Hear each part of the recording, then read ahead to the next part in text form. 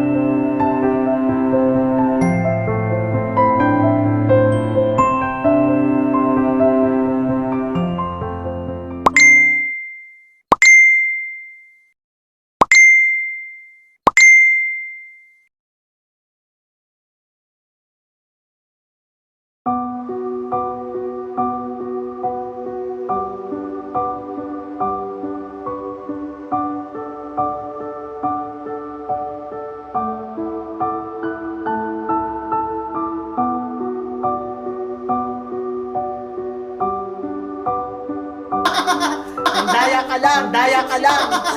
Daya ka lang. Hindi mo naman deserve yan. Hindi mo naman deserve yan. Daya ka lang. Daya ka lang. Daya ka lang. Hindi mo naman deserve yan. Daya ka lang.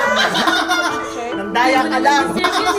Daya ka lang. Hindi mo naman deserve yan.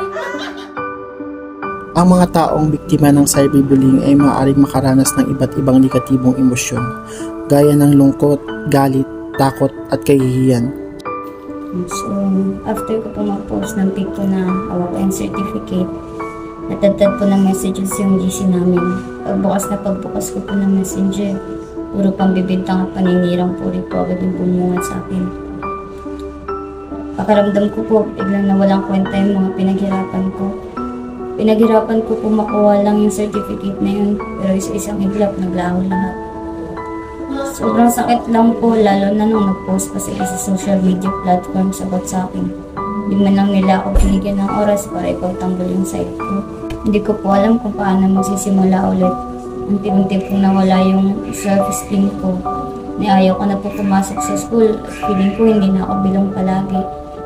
Pakiramdam ko, hinuhusgahan ako ng mga tao. Nawala na rin ako ng interes na gumamit ng phone. Isa lamang sa Angelica sa mga taong nakaranas ng di katanggap-tanggap na kaganapang ito. Ilang kwento pa kaya ng kaharasan gamit ang makabagong kagamitan ang magaganap sa ating mundo? Sino pa kaya ang mga katulad niya na pahihirapan at naging biktima ng cyberbullying? Kaya't ating pagkatatandaan na ang pagiging mabuti sa kapwa ay handog para sa iba. Maging ito man ay sa paggamit ng social media o sa personal na paraan. Ugaliing maging maingat sa pakikipag-usap. Huwag manghusga ng walang sapat na ebidensya at iwasang manakit ng damdamin ng iba. Think before you click. Isang pindot kapalit ay lungkot. Teknolohiya laban sa hustisya. Tao laban sa sarili. Sarili laban sa iba. Ikaw at ako, wakasan natin. Stop cyberbullying.